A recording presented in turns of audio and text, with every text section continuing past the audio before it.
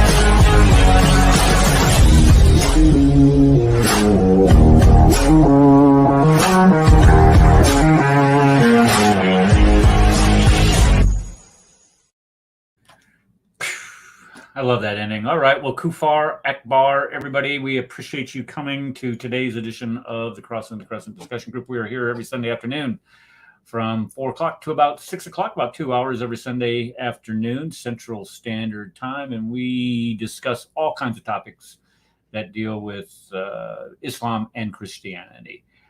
This week, we're going to be focusing on Qurantradictions, contradictions that we find in the Quran. We'll be getting that to here shortly. I apologize for missing last week. I went to Florida. Sorry, but we went down there. Oh, I see Paul's in the chat. Got a cold. All right. Well, sorry to hear that, Paul. I hope you're feeling better soon.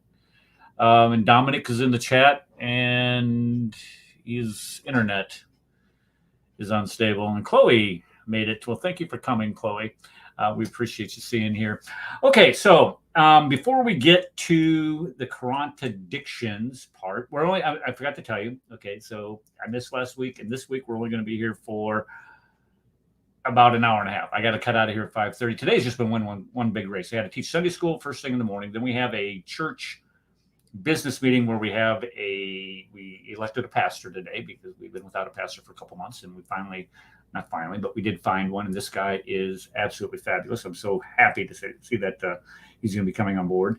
And then my grandson had a birthday party, so we ran out to his birthday party, and then I'm like, we got to leave. I got to get back to the house. We got to do the show. Then we're going to do the show, and then once I get done with the show at 5:30, I got to go teach 5 classes at Vacation Bible School. So it's been going to be a very full day, and I'm going to be ready to hit the feathers as soon as we get out of the Vacation Bible School tonight. I know that for a fact. All right, so let's go ahead, and I'm going to turn this over to Rad. And I know a lot of people thinking, you're turning your show over to Rad. Isn't that kind of dangerous? It is dangerous on occasion, but Rad is a very discerning man. So he wanted to say a couple things before we got going. So, Mr. Rad, are you there? Radical Moderate, are you there? Hello. I am here. I just wanted to address some things regarding the interaction that our friend Charlie had with Avery. If you could pull up the clip, please, because he made some accusations against us. Okay?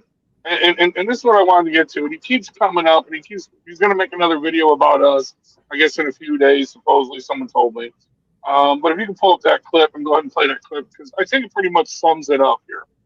All right. How do I do this? Here we go. Tell me if you can hear it. So this video and all the videos I do are not made for you. Can you hear that? Yeah, we can hear it. Go ahead, turn up a little bit if you can. Yeah, here we go. All right. So this video and all the videos I do are not made for children because a lot of the Christians that I will be showing on here have a tendency to use foul language and sexual innuendo. And a few moments later, Who the fuck did you just call me? Charlie. I'm not your buddy. Oh, that's okay. You are my buddy. No. Yeah, I love you. You'll respect, or I'll call you Avery Pussy. Why? Because isn't that your name, bro? You're a punk. You're a punk. That's Isn't why. that your name? Come on. You want to get stupid with me?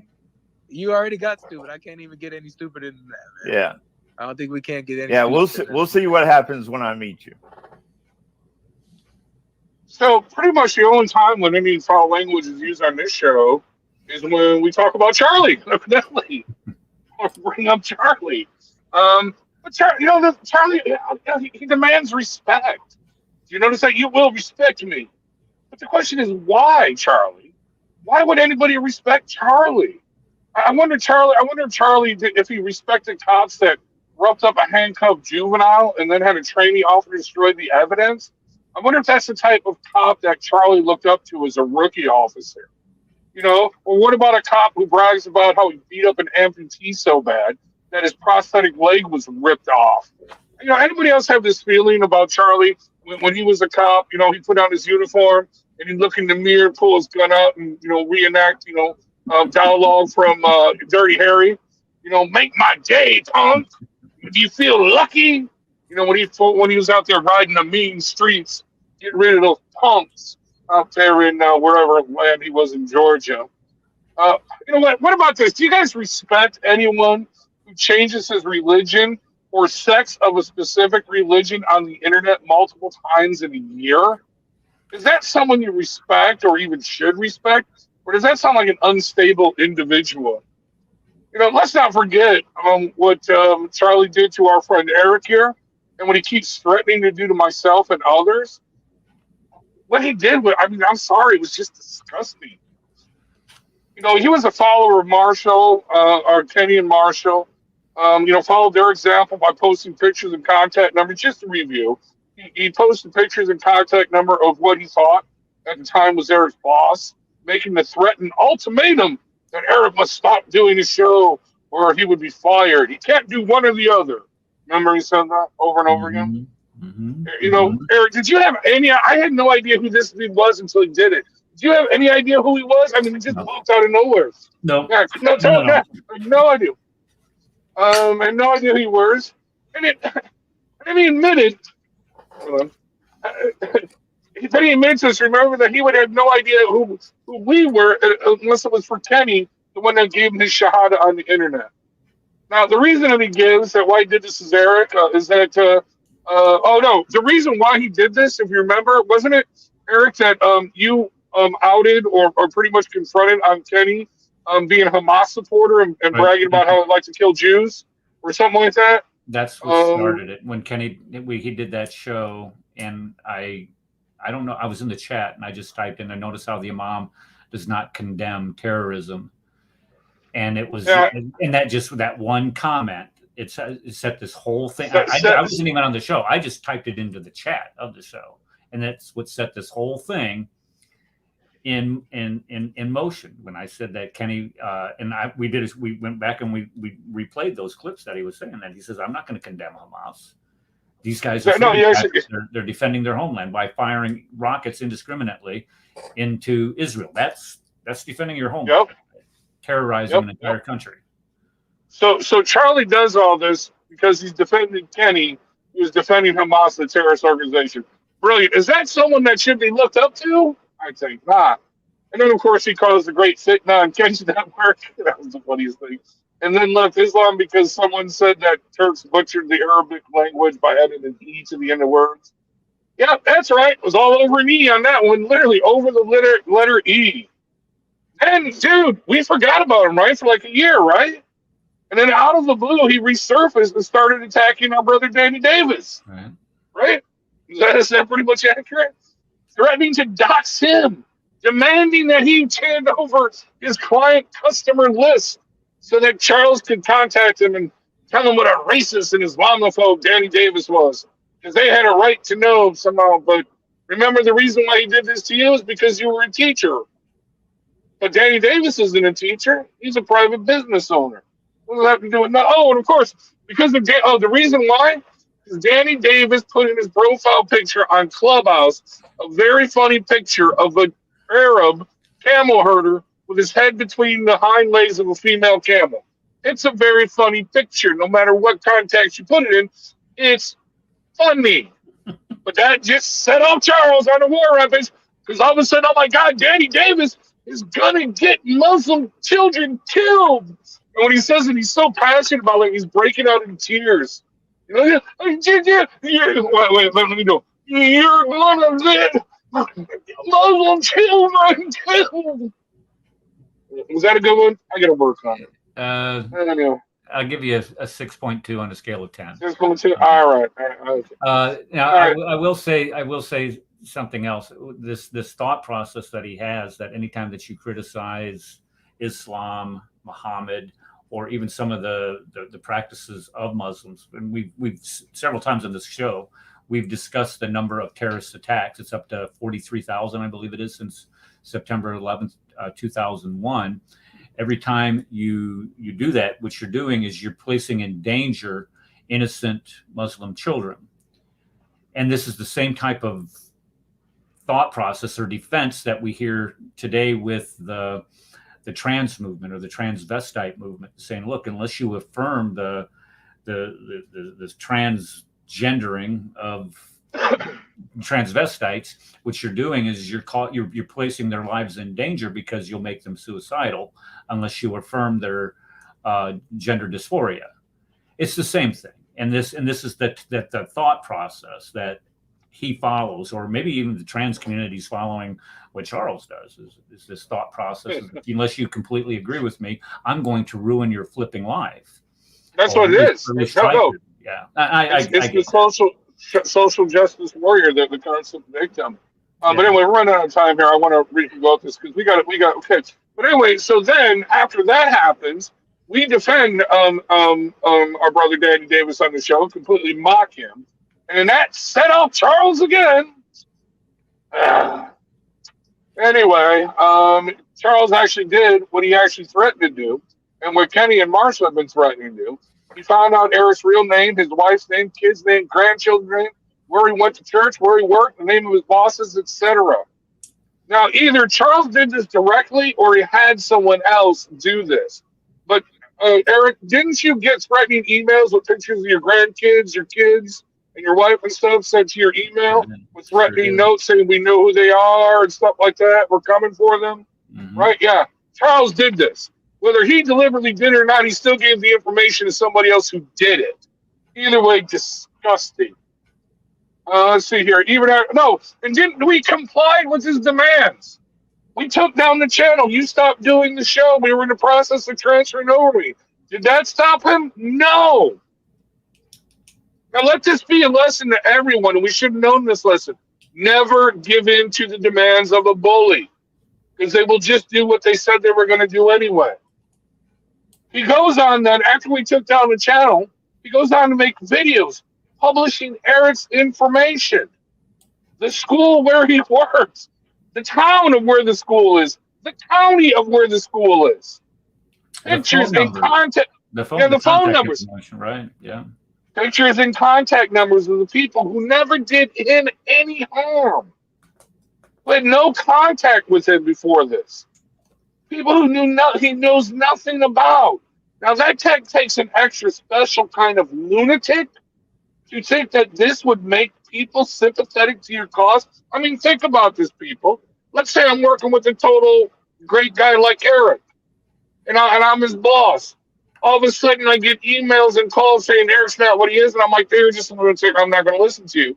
And then he goes on to publish pictures of me and my phone number on the internet, telling other people to call me and harass me. Do you honestly think that's going to make me sympathize to your cause, Charlie? No. That's going to make me think you're even more of a lunatic. Seriously, extra special kind of stupid on that one. Anyway, they basically realized, Charlie, in case you haven't figured it out yet, they figured out that you were a lunatic and you should be avoided. Okay? After they stopped, so they stopped returning his calls, his emails, etc.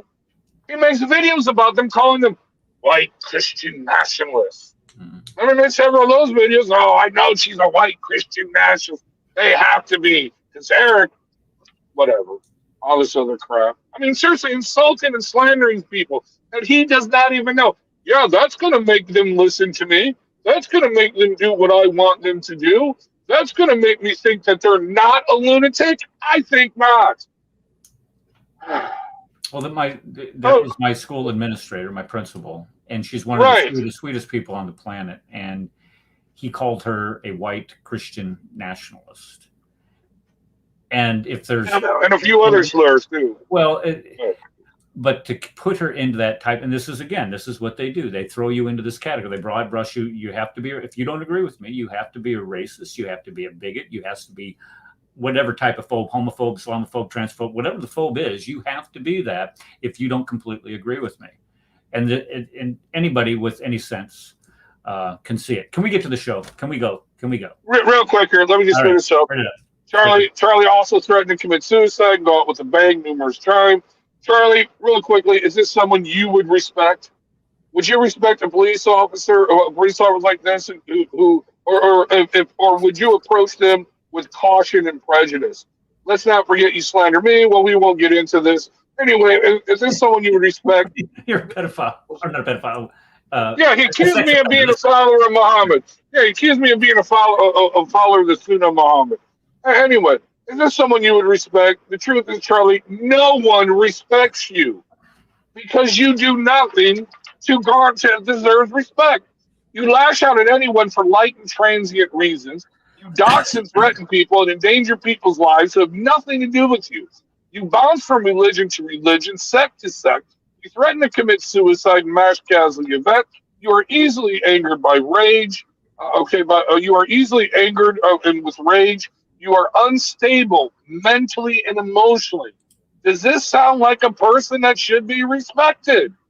There are many words that come to mind when people think of you, and respect is never one of them. Truth is, Charlie, and I mean this, you need psychological and medical treatment, and you need to repent and come to Christ. Until then, you will continue to do the things that does not garner respect by anyone, only pity and loathing, and due to the threats of suicide, even fear. And that, ladies and gentlemen, is a radical rant, and I hope the last time I will ever mention Charlie's name again. I hand it over to you, Eric. All right. Well, I appreciate that, Rad. Okay, so now that we've gotten that out of our system, so what we're doing today is we're going to be looking at the contradictions of Quran, and this idea was kind of a fallout from what here again, where we had Avery and we did a post debate review of his debate with Charles, but we really didn't focus on the contradictions themselves, that the one contradiction that they discussed. So what I wanted to do is I just wanted to kind of dedicate an entire show to the number of contradictions that are in the Quran. Now, remember, the Quran says, if this book be not true, then you will find in it much contradiction. Let me see here. I think I did put that. No, I did not. I did not put that verse in here, which I thought I was going to, but I didn't. Okay, so let's go ahead and get started with the one that they discussed between Avery and Charlie in their debate. And Avery's charge was, can one bear another's burden? Because in the Quran, it says, no, they can't. If you go to 61:164, it says, no bearer of burdens can bear the burden of another. So you cannot bear a burden of somebody else. It also says it in 35:18, nor can a bearer of burdens bear another's burdens if one heavily laden should call another to bear his load. You can't do that. And then Quran 17:15 says, and no bearer of burdens will bear the burden of another. Now notice this does not qualify the sacrificial atonement or the substitutionary atonement of Jesus Christ, because it says very clearly, no bearer of burdens, no bearer of burdens, no bearer of burdens can bear that. Did Christ himself bear any burdens? No, Christ lived a perfectly sinless life. But the problem does not end there for Muhammad. If you continue to read in the Quran, you will notice that in 16:25 it says, let them bear on the judgment day their own burdens in full, and notice the word and also of the burdens of those without knowledge whom they misled. So notice you can bear the burdens of those without knowledge that you misled. You can bear their burdens. But wait a second, didn't it just say 3 times before that you can't bear the burdens?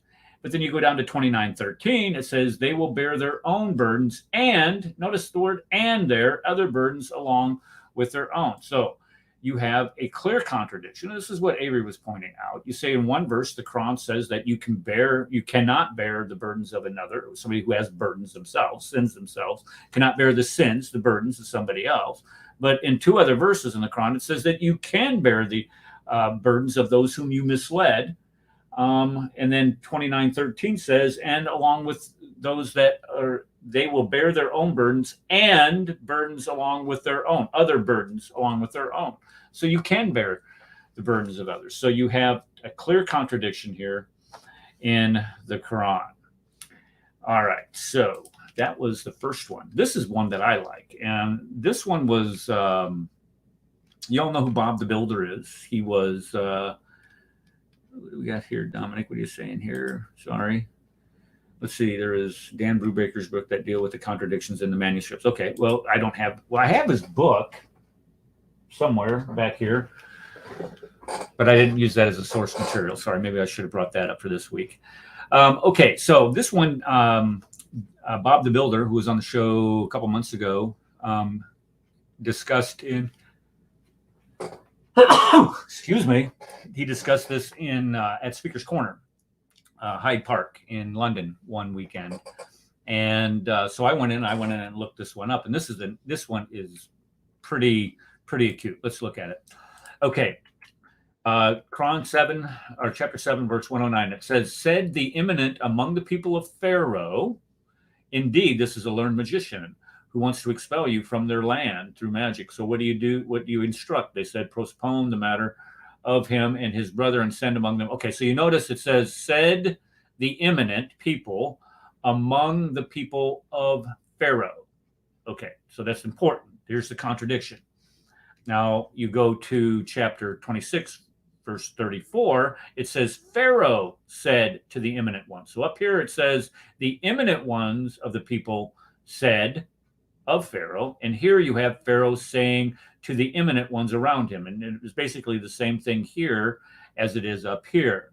So here you have a clear contradiction. You have when one, the Pharaoh is saying it, and if you go in and you look at the context, it doesn't specific. I know Pharaoh is in brackets, and anytime that's brackets, it does not say that in the Arabic, and this is true, but this is the implication of the context of the verse, because Pharaoh appears earlier in the verse. So you have Pharaoh saying to Pharaoh saying to the eminent ones, the important, those magicians around him and advisors around him, and then in the other one you have those advisors around him saying to Pharaoh. So Pharaoh said to the eminent ones and said the eminent ones among the people of Pharaoh. So the eminent ones are talking here, but no, Pharaoh is talking here. So which one is it? We don't know. Why? Well, because it's a contradiction. Okay, let's go to this next one. Oh, this is my favorite one. This, when we start looking at Muhammad's idea or ideal hell, what's hell going to be like? Well, hell also consists of eating food or having some type of sustenance to preserve yourself while you're in hell. So if you look in the Quran, you go to Quran 86:6, it says, "No food will be for them, but," this is but, the only thing, "but the bitter dari, which is a poisonous plant." So this is the key thing. This is the key to focus in on. It's very exclusive about what they're going to eat. The only food will be for them is this poisonous plant. No food will be for them, meaning that they don't get to eat anything. No food, they don't get anything except for the bitter dari, which is a poisonous plant. That's the only thing they eat in hell. But watch this. If you go to verse 6 or chapter 69, verse 36, it says, "Nor hath he any food except the corruption from the washing of wounds," meaning pus. So nor hath he any food, excluding any other food, except it excludes everything else except what? The pus that you're going to eat from wounds. So notice, in one verse, it says the only thing you're going to eat is this poisonous plant. But in another verse, the other verse, it says, no, you are only going to eat the pus from wounds to preserve yourself. But it gets better. Watch this one. Watch this one. It says, in paradise, is paradise a better accommodation, or the tree of Zakum? Indeed, we have made it a torment for the wrongdoers. Okay, so notice this tree is a torment for people in hell. It is a tree issuing from the bottom of the hellfire, its emerging fruit as if it was heads of the devils. And indeed, they will eat fruit from it and fill with it their bellies.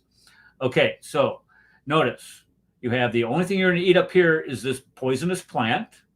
The only thing you're going to eat here is the pus from wounds, but at the same time, you're going to be eating from the tree of the Zakum. So which one is it? Is it the Dari, the poisonous plant? Is it the pus from wounds? Or are we just going to be eating from the people in hell are going to be eating from the Zakum tree? Am I making any sense here to anybody? Or am I just talking to the ceiling here? You're making me hungry with eating pus and all that good stuff. Right. Yeah, that's that one. I mean, that if there's there are several clear contradictions in the Quran, but I was going to just say that sounds a lot more appetizing than eating the lobes of fish livers. That you eat in heaven, right? Yeah, eating fish liver in heaven. Only in heaven can fish liver taste good. That's the only place that you could possibly work out. What is this? Maybe Muhammad was on I'm a Celebrity was on. Is that like a TV show or something? Dominic in England. And Rob K's here. Thank you for coming, Rob. We appreciate you. Okay, this next one. What was man created from? Does anybody know the several things that man has been created from according to the Quran? Just off the top of your head. I'm going to go with a clot of blood for 500, Eric. Okay, well, let's take a look and see if a clot of blood is one of those things that man is made from. So, but Bing, look at you, Rad. Right out of the gate, Quran chapter 96 verse 2 says, God created man out of a mere clot of congealed blood. In other words, a blood clot. Very good. However, being created out of a blood clot, it also says we shaped man from sounding clay, from mud molded into shape. Now, is there any ontological difference between a blood clot and what is this, sounding clay? I mean, what is sounding clay to begin with? Does anybody know what that is? I mean, what is that? Anybody? Sounding clay, is that a type of clay? Is that something, is it, congealed blood mixed with dirt? Is that what that is? Because I have no idea. Come on, Eric. It's clay that makes sounds. That's why it's called sounding clay. If we just sit there and beat on it long enough, yeah, it's going to make all kinds of sounds. Or if you squeeze it hard enough, it makes a lot of sound. Yeah. Anyway, what's the next one? The next one is the similitude of Jesus before Allah is that of Adam. He created him from dust. Okay, so you have him from dust, from clay, from congealed blood. And then you have down here in, what is this, chapter 19, verse 67, and also in 52:35, he creates man out of nothing. Now, you have nothing, dust, sounding clay, which you could say sounding clay if you get it, or dust, if you get it wet, it can become sounding clay, okay, but it's never going to become congealed blood or nothing. That doesn't work. And then there's one last one. He has created man from a sperm drop. Now, we all know from a certain imam that you can be a sperm for, was it 40 days or 40 years or what was that he said that that you wanted to use that, Brad, on the show. I know that. I think Well, it's actually, the hadith say its semen is in a womb for 40 days or 40 40 days. Okay. Okay. So, but again, here, the only one that really you could say that you created man from a sperm drop, and that's the way men are created. You could reconcile that one with maybe congealed blood, but you're not going to get sounding clay. You're not going to get dust, and most certainly you're not going to get nothing. So the question becomes: is which one is it? Because you have 5 separate things there that man's made out of: congealed blood, sounding clay, dust, nothing. Well, actually, you can't even say nothing is something because it is nothing. Nothing means nothing is quantifiably zero. You're missing one. Which one? I think there's a verse that says we're created from water. Is there? Okay, I may have missed it. Can you Google that for me and see? And bring it up. Well, I know there's a verse that says of every living organism we created from water. But I think there's one that also says that man was created. I'll go take a look at it. Okay, thanks. Okay, so here you have, what is this contradiction? Let me see here. This is, what is he created from? What do people in hell eat? What did Pharaoh's sheep say? And can anyone bear a burden? So we have 4 contradictions here already, and I haven't even got started. Let's see. What does Dominic say? As you would have blood and sperm as they are derived from the human body, so that is a problem, as you would need a living human to get those things from. That's a great point. If God indeed made man from nothing, or let's say non-life, and you could say that God made man from the dust of the ground, or you could say God made man from sounding clay. But if you say you made him from sperm, you have to get that sperm from someplace, which would something biological, and that has to deal with human beings. So there you go. And then congealed blood. What is this, like cow's blood, or God forbid pig's blood, or what type of blood are we talking about? But we know we're getting to this, Rob. Give me a second. We're getting to that one, Rob. Go ahead, Ryan. I'm sorry. Oh well, you call me? I thought you were calling me Rob. I was going to say, what'd you call me? No. Split me. No. But we learned from the great Imam of Texas that sperm that you're just a walking, talking giant sperm.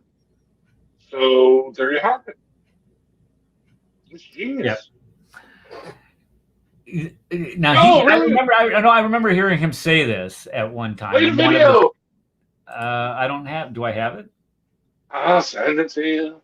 Okay. Oh. What do you have, like a library of these things cataloged on your computer or something? Pretty much, yeah. Okay, you need to send it to me. Okay, yeah, exactly. This is probably the water from the Zamzam. That's exactly. All right. So here we go. Is there not compulsion in religion according to the Quran? Can you compel somebody to believe something? Well, it says in chapter 2, verse 256, let there be no compulsion in religion. Truth stands out clear from error. Oh, I've heard that before. But then it goes on to say in chapter 9, verse 3, an announcement from Allah and his messenger to the people on the day of the great pilgrimage, and Allah and his messenger dissolve treaty obligations with the pagan. And if you repent, it is best for you. But if ye turn away, you know that ye cannot frustrate Allah and proclaim a grievous penalty those who reject faith.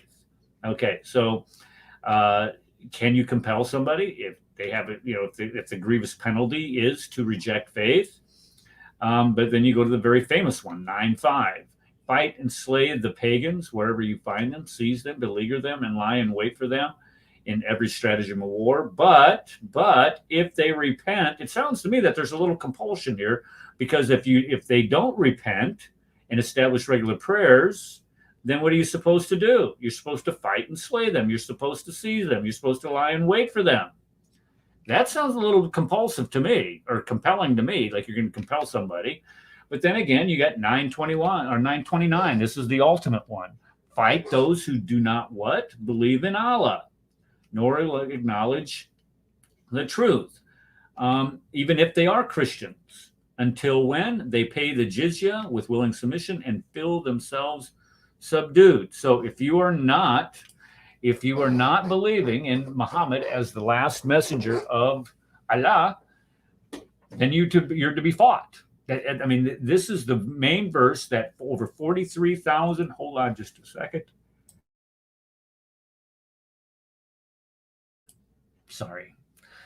That's over 43,000 attacks have been committed in the name of Islam since 9/11, 2001.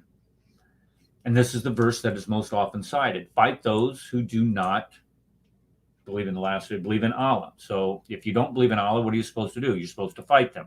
That sounds like you're compelling somebody to believe in your religion. So if you're to say, let there be no compulsion in religion, then why are you fighting and slaying people?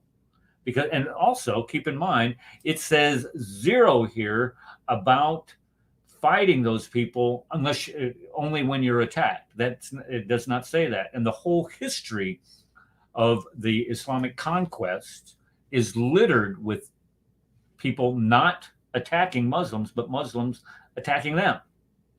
So don't give us this garbage that you're only supposed to fight when you yourself are attacked, because it's simply not true in history.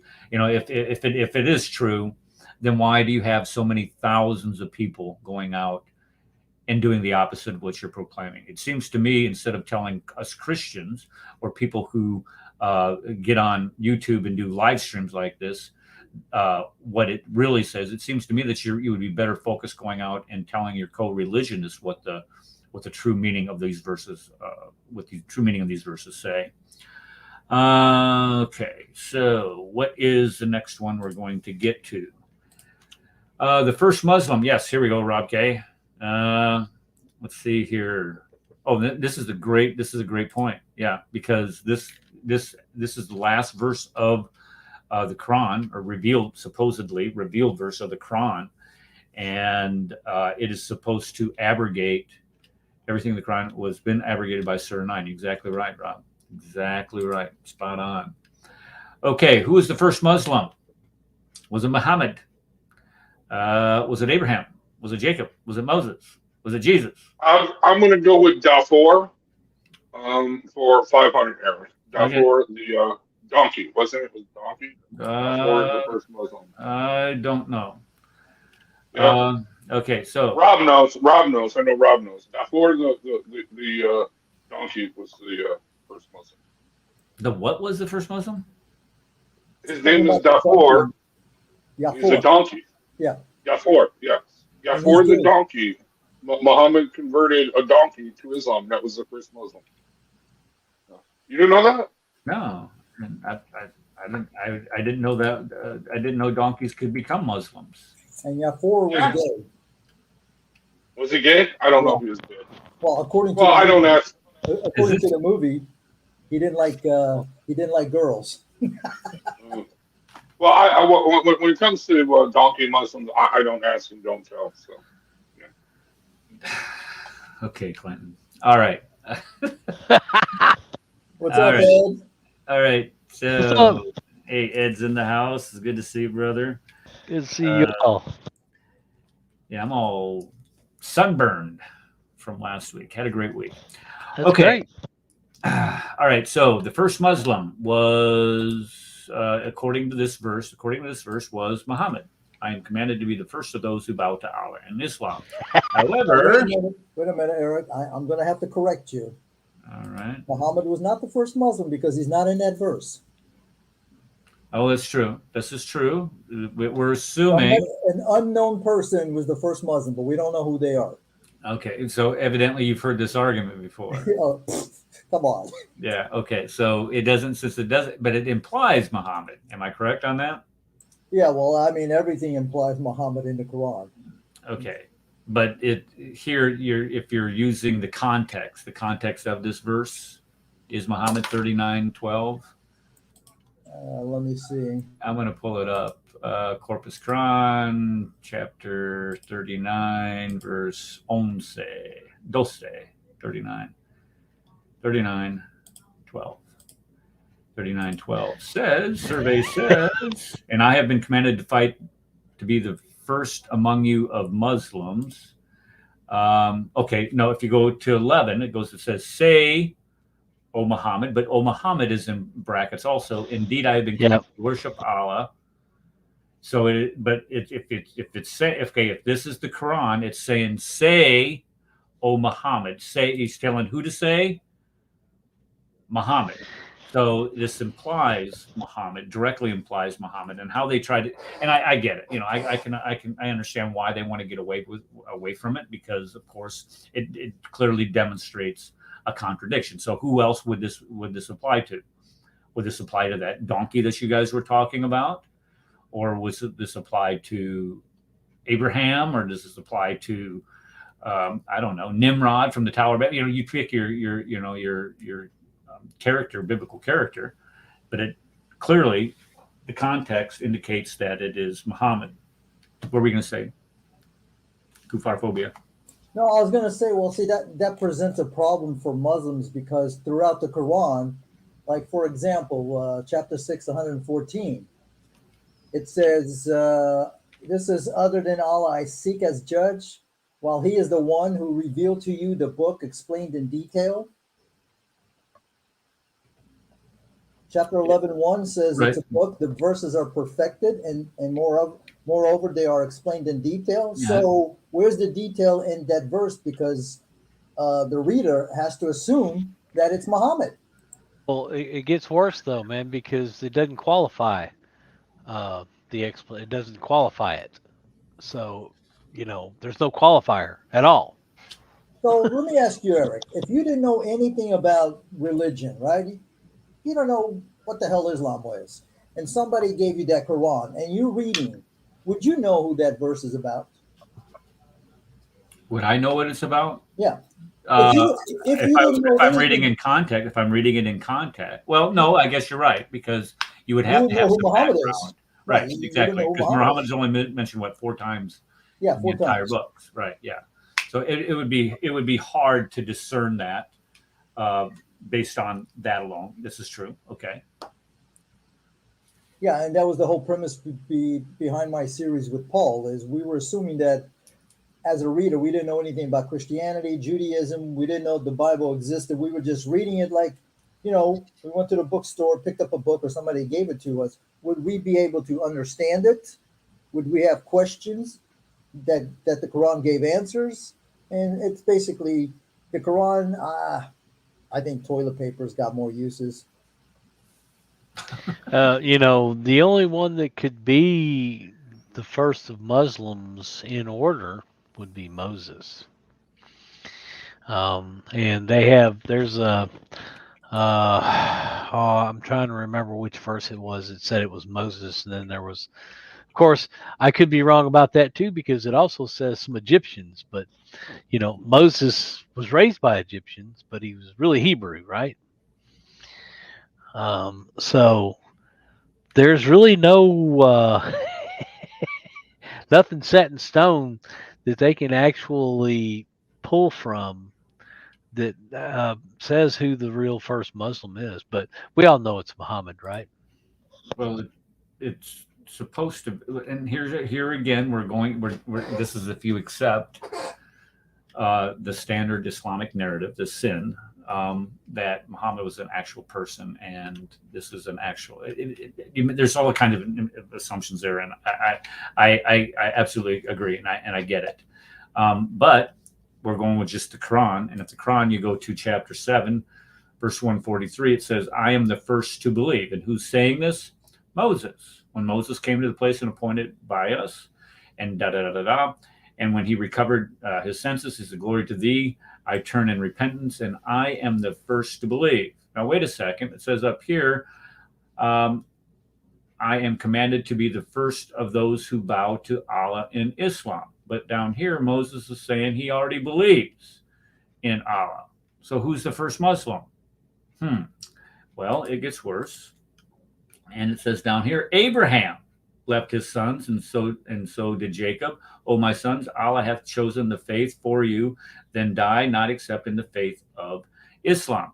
So if Abraham is a Muslim, and if Jacob is a Muslim, and Abraham's sons are Muslims, how can Muhammad be the first of those to bow to Allah in Islam? Or how can Moses, who comes 400 years after Jacob, did? So, this again, here you have a clear contradiction. When you put these verses, juxtapose these verses right next to each other, you can clearly see that he forgot what he was saying. He forget, and this is what you get from somebody who's obviously making it up as they go. And brother, it's not contradiction; it's Qurantradictions. Qurantradictions. Ergo, the title of the show, Qurantradictions. There's all kinds of contradictions within. Now, Yeah, which is why Muslims feel they have to explain for Allah because Allah can't explain it clearly. And that's what you get. You're absolutely right. Well, that's what you get. Well, what that really means is if you go back to the original Arabic and and this is what it really means. This is what they have to give you their version based on what? Well, it's usually based on their westernized opinions of what it says, number one. But number two, you have to explain in detail a book that claims to explain everything in detail. So how does that work out? And then when you run into things like this that show a clear contradiction, how do you explain that? How do you explain that away? Well, then you have to go back. You have to, and this is what we always go. Well, do you know Arabic? And this is where you get in the argument. And I've been in Clubhouse long enough and enough times to know how this goes. This is the way it normally goes. Well, do you speak Arabic? Or you don't understand the Arabic, and you're trying to tell me what, even if you did a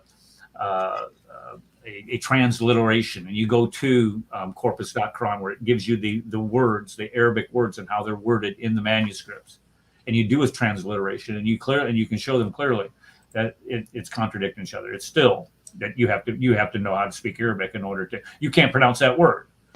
So then they destroy themselves because Allah can't communicate to everybody. He can only do it in Arabic, and it's not explained in detail. Yeah, and why? And again, and this is another great spinoff from that statement. Why are you if you can only understand the religion completely in the supposed original language, Arabic, which was an archaic language at the time of Muhammad? Oh, by the way, how can that be so? I mean, the God of the universe is going to reveal his final message in an archaic, undeveloped language that hasn't even completely developed its writing style yet.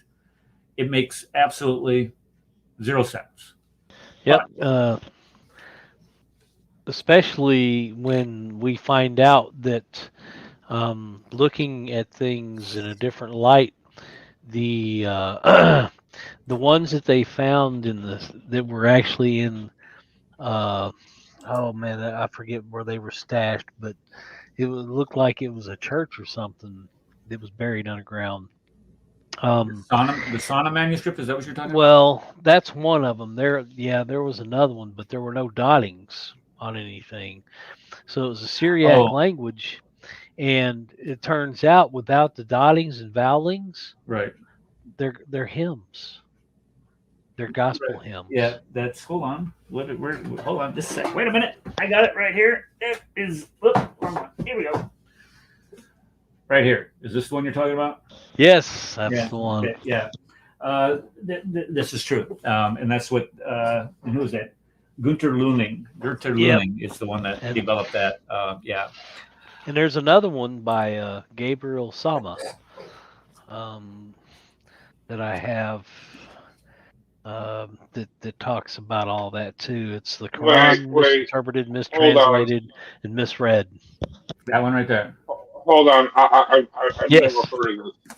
I've never heard of this. So you're telling me that undotted, unvowel pointed, whatever Arabic of the Quran is psalms or hymns?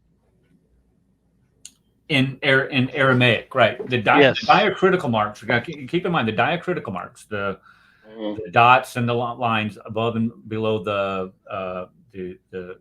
script, the letters. I believe there's originally only 18 Arabic letters originally, and when it was supposedly originally transcribed.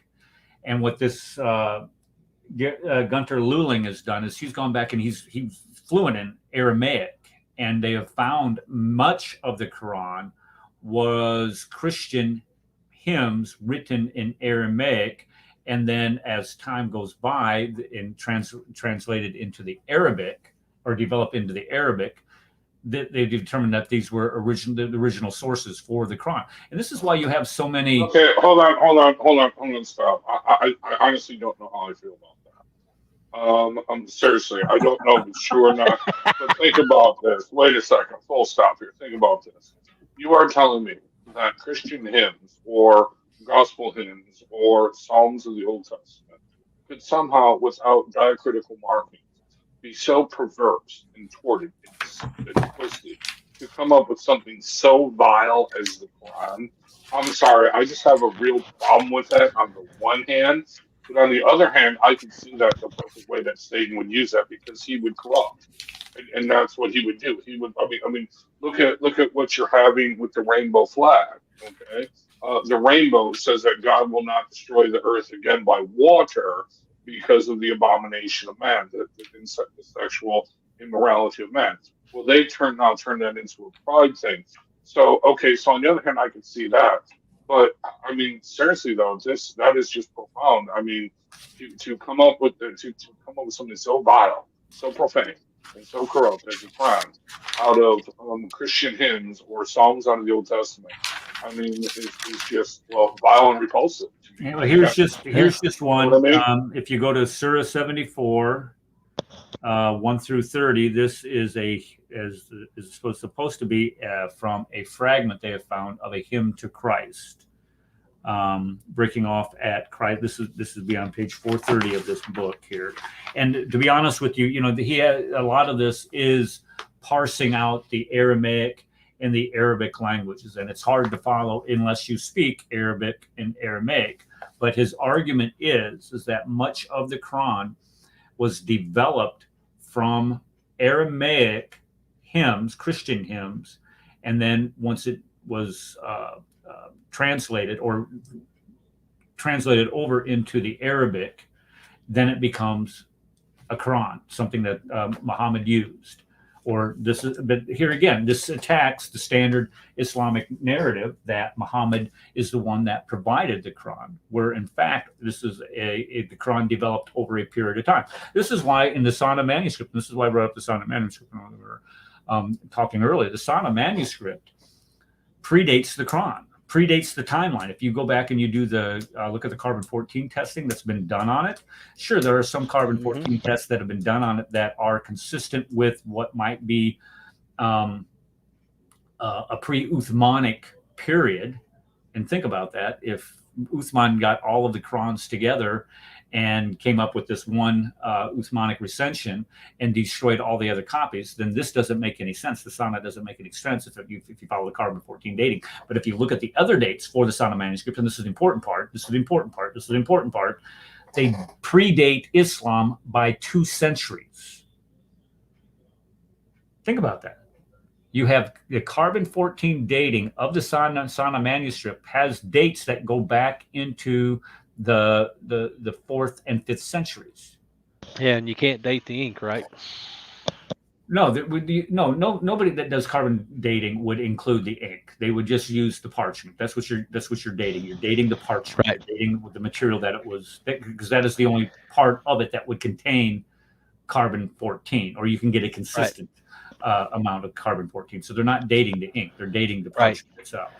So which is why you can't date the ink. No, because the ink itself is just an amalgamation of chemicals. You can't get a clear date from that, because some of those chemicals are organic and some of them are not. So you're not going to be able to date Muslims try to tell you that they can date the ink. So that's why you would have to show me how they do that. And I because I studied the creation evolution controversy, or quite extensively. Oh, by the way, the lesson tonight at Vacation Bible School is the 6 days of creation.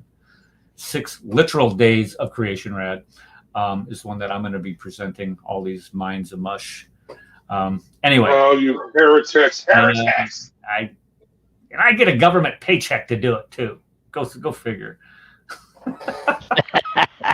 That was the argument. This guy gets paid by the government. He says these things. He can't say that. He can't do that. Shut up. Okay. Yeah, I know. No, that's right. He's a government teacher. Government. You work for the government. Yeah. How can Well, actually, yeah, I do fault it. Yeah, I do fault on it. You work for the government. Just saying. Yeah. Indoctrinating, brainwashing our children. Yeah. Can't have it. All right. So let's go on to the next one. We got plenty of time. Okay. Does Allah forgive or not forgive those who worship false gods? Well, in the Quran, in chapter 4, verse 48, it says, Allah forgiveth not the partners should be set up with him. So if you worship Jesus Christ, and this is what, let's face it, this is what they're saying. If you associate partners with,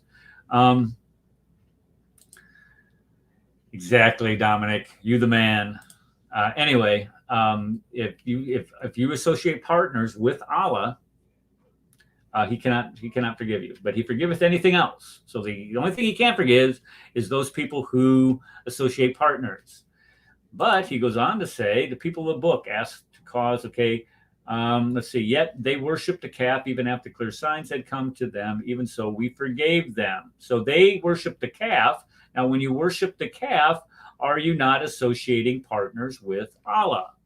In the quick And answer, who's we? yeah, who's got a mouse in his pocket? Yeah, there you go. Who's the we here? We, I thought Allah was, Islam is Tawheed, where you have creation days is another contradiction. Yeah. Islam is Tawheed. Tawheed, the weed. So again, here you have we saying we forgave them. Well, who's we? What is that? That's not the royal we. The royal we, of course, was not developed until the 14th century. Yeah, right. And I always tell Muslims, please stop smoking Tawheed. Tawheed, yes. Although it's starting to get legal in most states, it's and the sermon this morning we had a sermon. The guy that we voted in to be pastor, he came in and gave this sermon this morning. It was absolutely fabulous, and it was on the book of Philemon. And Philemon's only 25 verses. And one of the things that he brought up is that one of the things as Christians we should we should follow the laws of the land, right? We should only that's we should not be in rebellion against the land in which we live. Well, when you include hey Steve, it's good to see you, brother. When you include the laws of the land no longer banning or saying that marijuana is illegal, now what do you say to your Christian brother and says, look, I'm following the laws of the land. The laws of the land say now I can legally possess and smoke marijuana. But that's not the issue. The issue is whether or not this is something that Christ would approve of. And that's what we have to evaluate ourselves. So I'm just making that point that it was just an absolutely fabulous sermon. So I'm so glad that everybody voted the man in. Okay, so again, does Allah forgive those who associate partners? And according to 448, not so much. However, you go down to 153, the same chapter. Well, yes, he's going to forgive them. So again, another contradiction from a clear Quran. Okay. Qurantradictions. Another contradiction. So let's go to, are Allah's decrees changed or not? Can Allah change his decrees? Well, let's take a look. Chapter 6, verse 34, rejected were the messengers before thee, with patience and constancy. They bore their rejection and their wrongs until our aid did reach them. There is none that can alter the words of Allah. None. Nobody can change his decrees, because it says, and decrees. All right. Now you get down to chapter 6, verse 115. The word of the Lord doth find its fulfillment in truth and in justice. None can change his words, for he is the one who heareth and knoweth all. None of our revelations, chapter 2, verse 106, do we abrogate or cause to be forgotten, but we substitute something better or similar. Does that sound like you can change Allah's words? But we substitute something better. It sounds to me that his words are being changed here. I don't know. Then you go to verse 16, 101. It says, when we substitute one revelation for another. So none can change his words. None can change his words. However, we do abrogate those words that you cannot change, and we can substitute one revelation for another. So Allah can't make up his mind. It sounds to me like he's confused. It sounds to me, well, I'm not going to go there, but it sounds to me that this mythical character called Allah, can't make up. You're absolutely right. He can't make up his mind what it is. Either you can change his words or you can't. But here's this amazing part about this: the Bible, the Old and New Testament. The text that is with them, 157 type stuff. Okay, is said to be the words of Allah. However, one of the biggest arguments today when you start discussing Christianity with Muslims is to say, well, the Bible's been corrupted. How can we possibly trust it? Now, wait a second. In your book, the Quran, it says that you cannot change the words of Allah. Allah cannot change his words, but yet what you're saying is that somebody's come along now and has changed his words, has corrupted his words. The same Bible that you say that we will find Muhammad prophesies of in those Bibles, Deuteronomy 18:18, Psalm of Solomon 5:16, or was it Isaiah 29:12, Isaiah 42, all these, the Gospel of John, all 14, 16, and 17. That's all been corrupted, but Allah's word cannot be changed. Well, you know what that means. Go ahead. Allah is the best of abrogators. It's the best of, because it's supposed to be the best of deceivers, but they say it's not deceivers. It's supposed to be, what's the word? The word that is used now? Planners? Is it planners? Yeah. Yeah, but now he's an abrogator. Yeah, exactly. He's the best of abrogators. You can't change my words, but unless I change them. And there you go. It makes zero sense. Clear contradiction. Qurantradictions. Sorry, Ed. Make sure I get the verbiage correct on this one. All right, what do we got next? Oh, here's one. Here's a fun one. Pharaoh, one of the favorite characters and villains of the Quran, is the Pharaoh. Now, keep in mind, in the Quran, we also find with the Pharaoh a gentleman from Persia. 600 years later? No. Because the Persian Empire would have been 5th, 6th century. So this would have been about 1,000 years later. We find this Persian character by the name of Haman from the book of Esther. You guys remember Haman? Am I correct? Am I pronouncing his name right? Haman. Of course, I'm pronouncing it Haman. He's the villain in the book of Esther. But we also find him serving in Pharaoh's court at the time of Moses, which is about 1450, 1500 BC. Again, here you have, that's one of those many anachronisms here. But okay, so Pharaoh is leading his army out there to catch Moses and the Israelites, the Jews whom they have freed. And we find here in chapter 10, verses 90 through 92.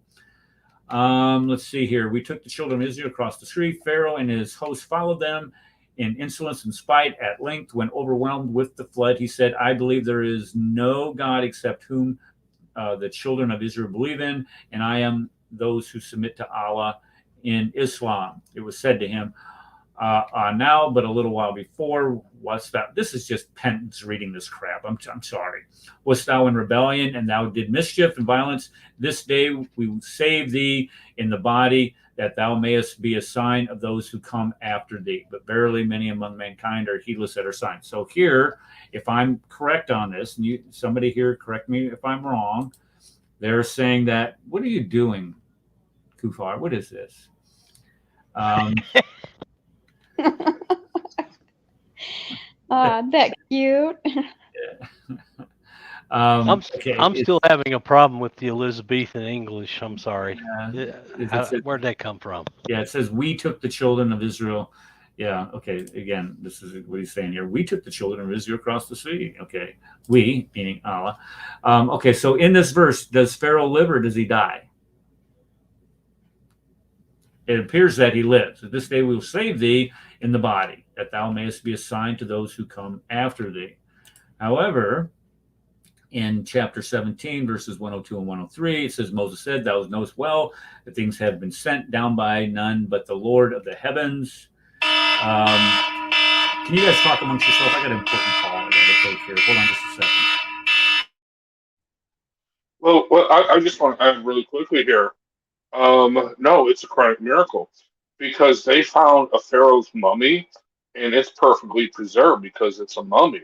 So therefore, this proves the Quran correct because he did not die in his body. You see?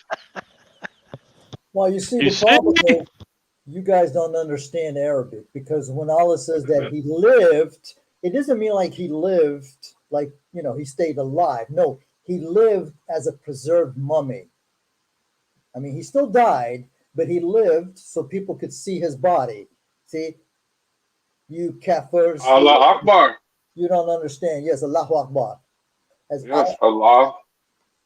Allah is the mouse. That's right. Yes. And you got to do what the Muslims do. You got to say Allah, Allahu Alam. Allah knows best.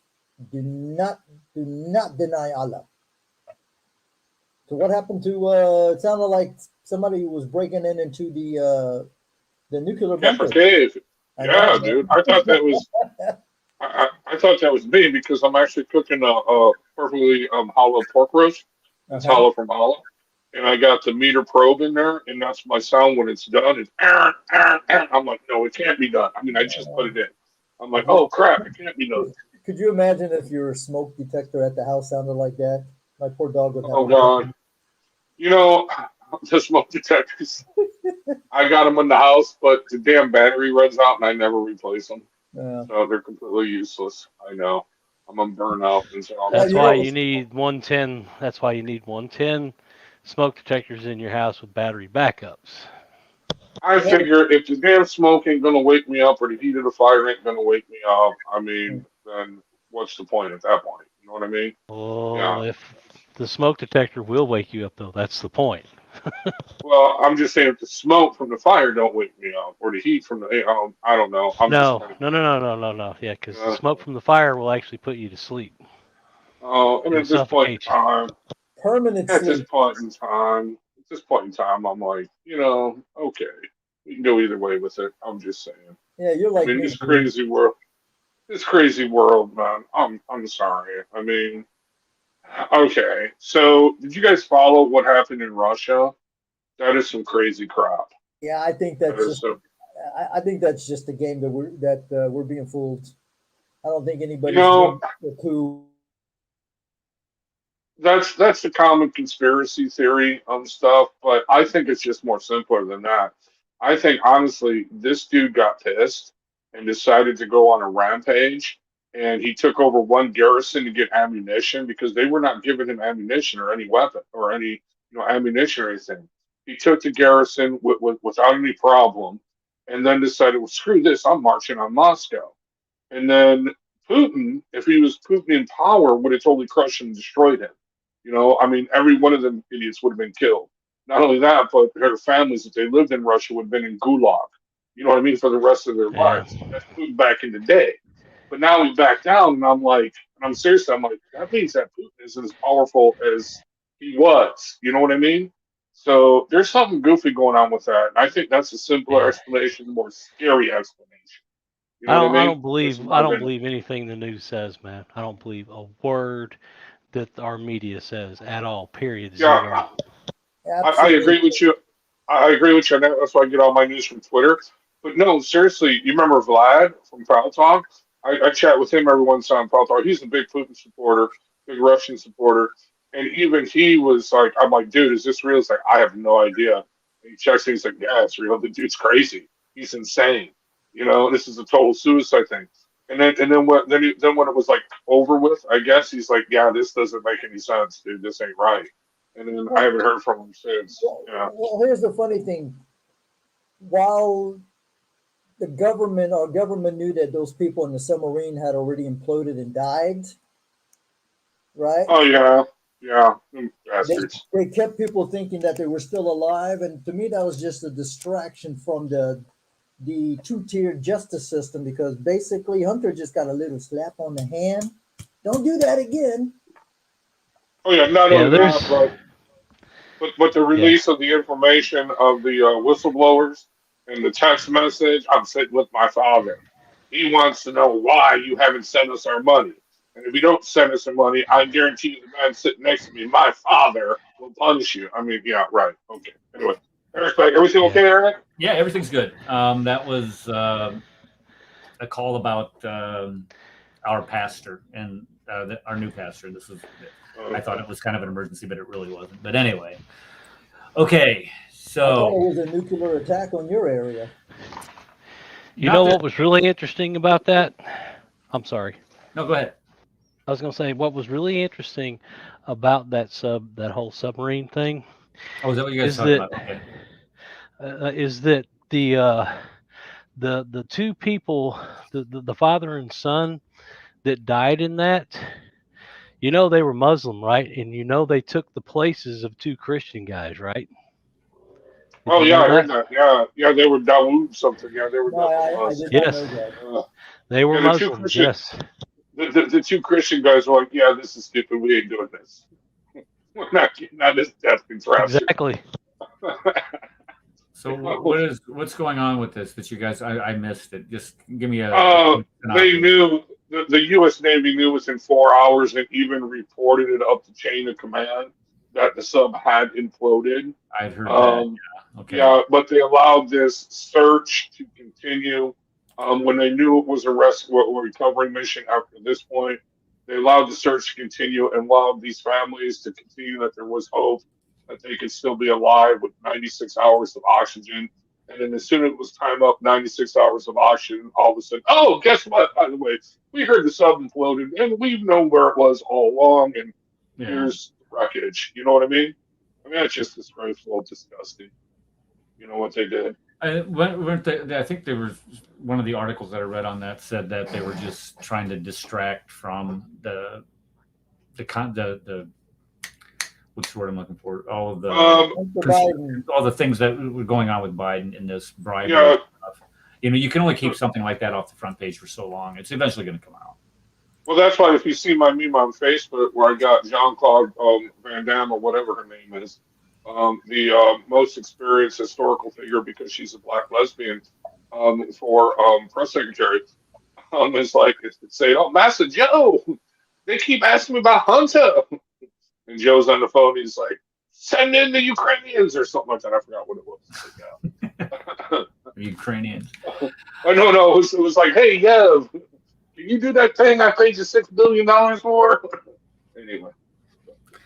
Well, let's get back to your time. Let's go back to the number of days of creation. Let's see here. Let's go back to this. Okay, so how many days did it take to create the heavens and the earth? Well, according to the Quran, it took 6 days. Chapter 7, verse 54. According to the Quran, 10:3, it took 6 days. According to the Quran, chapter 11, verse 7, it took 6 days. According to the Quran, 25:29, it took 6 days. Pretty good, because according to the Bible, how many days did it take to create the heavens and the earth? 6 days. Exodus 20:11, God created the heavens and earth and all that was in them in 6 days, and he rested on the seventh day. Therefore, you should work 6 days and rest 7 days. However, chapter 41, verse 9 says that he created the earth in 2 days. And then over here in chapter 41, verse 10, he set on the earth mountains standing firm and measured therein all things to give them nourishment, due portion in 4 days. So he creates in 2 days, he creates in 4 days, and he creates in 6 days. How many days did it take Allah to create the heavens and the earth? Allah doesn't want you to Wait a know. minute. Now you didn't read that right, Eric. You didn't read because it all right the 2 because days actually it was include 8 the other days. 4 days. So it's 2 days to create the earth, and then 2 days to put everything in it. It's 4 days. You got to get it right, bro. Oh, sorry. Okay. Measure the earth and give them. Yeah, it's 8 days altogether. That's their excuse that they gave me, is that the 2 days, that the 4 days includes the first 2 days. I'm like, where? Right. Okay. So the bottom line is that it is a contradiction. Yeah. Because it says 6 days, 6 days, 6 days, 6 days, 2 days, 4 days, and then the 2 days. 2 plus 4 is 6. No. And what you're saying is that these 2 days are included in these 4 days down here. Yeah, that's what they Right. say, Okay. which is garbage. You know That's what? what they try to say, but they can't get past it because Yeah. they're busted. You know what? Here's the real funny thing. I think this would have been a better contradiction for Avery to use than what he used. Because, well, his contradiction was good, don't get me wrong. But I'm saying on this one, it is so ambiguous, and there are definite different things. There is no way, I mean, you would, because, well, okay, so he was debating, I won't mention his name, but he's debating that who's now in his latest iteration of religion is now a Quran only Muslim, right? Okay, so the Quran only Muslim, I mean, I've heard Sunni and Shia Muslims explain this, but they have to go to Hadith, and they don't explain it very good. But I'm just saying they have to use the Hadith to give their wacky explanation, right? What I'm saying is this: the Quran only Muslim cannot explain this. You know what I mean? I mean, can't even attempt to explain this. Can't even make an effort to explain this. Do you see what I'm saying? I mean, so the Quran only Muslim is screwed royally, okay? Because there is no way you can explain this contradiction without going to Hadith or Tafsir. There's absolutely no way, unless you're going to make your own Hadith and Tafsir and explain it. In which case, then you are just like the prophet. You know what I mean? Anyway, that's all I'm saying. And again, this is where if you try to, you're exactly right. So if you try to explain a lot of these things that appear to be contradictions without going to the Hadith, because the Hadith is meant to clear a lot of this stuff up. If you look at some of the Hadith that, for example, Mary being being the sister of Aaron, which would make her the sister of Moses also, and also the mother of Jesus. Well, that's a 1,500-year error. So you have to go to the Hadith in order to clear that up. How can that possibly be? How can Mary, the mother of Jesus, be the same Miriam, which would be the sister of Aaron and Moses? How can that be? It can't be. So you have to go to the Hadith to learn that this is just the way that they referred to, that's the rescuing device they come up with. This is just the way that referred to women back then, which isn't true, but this is what they have to come up with. Now, Eric, there's a problem that I don't think most people have noticed. Let's say that it doesn't say 6 days for the earth, right? Let's go with the 4 and then the 2 for the heavens. That's 6 days, right? So it would match the other 3. Now, am I supposed to believe that Allah took 4 days to create the earth, but only 2 days to create the rest of the universe? How does that make sense? The little old earth, which is 1.2 million times smaller than the sun, and all the other planets, all the other stars, all the other galaxies, he took 4 days to do the earth. Kufar, you don't understand, man. All he has to do is say be. Right? Oh, And so he said be, but wait a minute. So why did it still take 2 days? Yeah, exactly. And nowhere in the Quran do we ever see him actually doing that. No.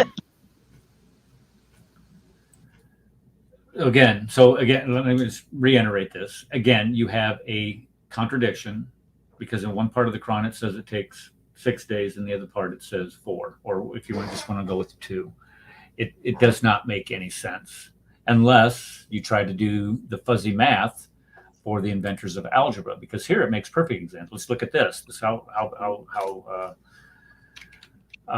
this all works out. In Quran, chapter 8, verse 65, it says, if there be of you 20 steadfast, they shall overcome 200. And if there be you 100 steadfast, they shall overcome 1,000.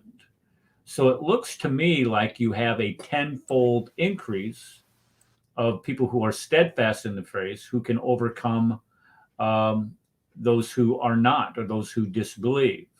Would you guys agree with me that that's what that's saying? You would have 20, 10 times 20 is 200, 10 times 100 is 1,000. Would you agree? Yeah, it's a 10-to-1 ratio. Yeah. Okay, 10-to-1 ratio. Very good. Dude, we all know Muslims can't do math. Come on, they actually think that. No, they You know- invented algebra now. I thought, isn't that what we're told? That they invented algebra? Yeah. Yeah, that's what we're told, but that's not what happened. But Okay. Okay, so let's look in Quran, chapter 8, the very next verse. It says, so if there be among you steadfast 100, they shall overcome 200. Whoa. Wait a second. If there be 100, they shall overcome 1,000. But no, it says 100, they can only overcome 200.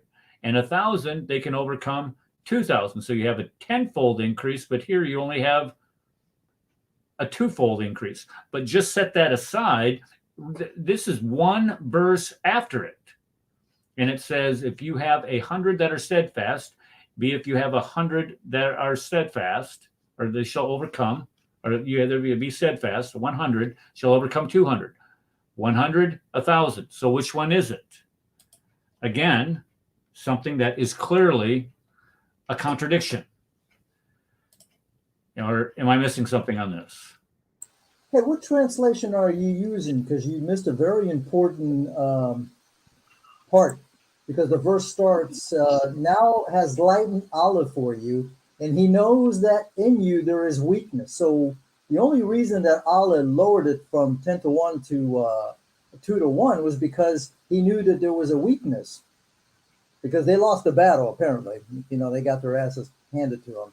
But the verse says that it's like Allah didn't know that there was a weakness. He had to wait for them to fight to figure out that there was a weakness. So he basically had people slaughtered in order to come to the conclusion, whoa, you know, I gave these guys the wrong advice. You do not want Allah as your manager on your side. That's 100% correct. I'm looking through something. I've been corrected on how to spell algebra. So you're absolutely right. I misspelled the word algebra. Okay. I was going to do something here. I had it. No. I'm going to do one more. I got to go. Here it is. Okay. Who takes your soul at death? Who takes your soul at death? Well, according to the Quran, in one verse it says, in 32:11 it says, say the angel of death put in charge of you will take your souls, then shall ye be brought back to your Lord. So when you die, the angel of death will be put in charge of you and will take your soul. So the angel of death is taking your soul. However, over here in chapter 4, verse 27, it says, but how when the angels take their souls at death and smite their faces and their backs? So here you have the angels, you have a singular, the angel of death, but over here you have plural, angels. And I would say that the angel of death is different than the angel, but it gets worse. Because here you can try to reconcile it and say, well, angels, angel of death, angels, same thing. Okay, fine. But here in chapter 39, verses 4, it says, 42, it says, it is Allah that takes the souls of men at death. So you have the angel of death, angels, or Allah. Which one is it? You can clearly see that that's a contradiction. But then again, or you have a Muslim Trinity. Oh, yeah, I didn't even think of that. The angel of death. Oh, and the angel. Well, I guess you can say the angels because that would be millions if you believe there's millions of angels. Okay, folks, I know it's kind of a slow show today, but I think we're going to wrap it up there. Does anybody have anything they have to say before I close this out? I got to get down the road. I see the Queen already pulled out. She was going to be working at BBS tonight too, and she's going to beat me there, and I got to get there and I got to set up. Does anybody have anything that they want to add? Let's go, Brandon, and play the Cold Close. Okay, let's go, Brandon, and we're going to play the Cold Crows. Anybody else? Issa, I hadn't heard from you the entire show, which is unusual. That's okay. If you're busy, I get it. All right. Well, we're going to go ahead and close it out. God bless everybody. Thank you for coming, and we will see you. We're going to be here next week on the Crescent discussion group. See you then. Advanced student and And specialist. Allah knows that best. the standard narrative has holes. That's what I'm